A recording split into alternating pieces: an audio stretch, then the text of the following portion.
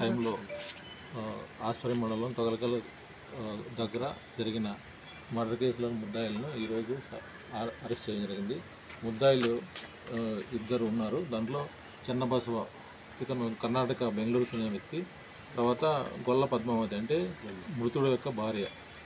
వీళ్ళు ఇరువురు కలిసి ఈ 3వ తేదీన సాయంకాలం ఆ టైంలో హత్యకు భార్య ప్రేరేపించగా ప్రియుడైన చెన్నబసవ హత్య చేయడం జరిగింది.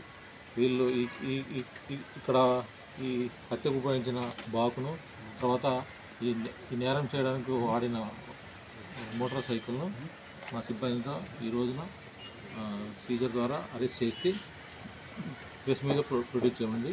ఈరోజు వీళ్ళని న్యాయస్థానంలో హాజరుపరుస్తాము.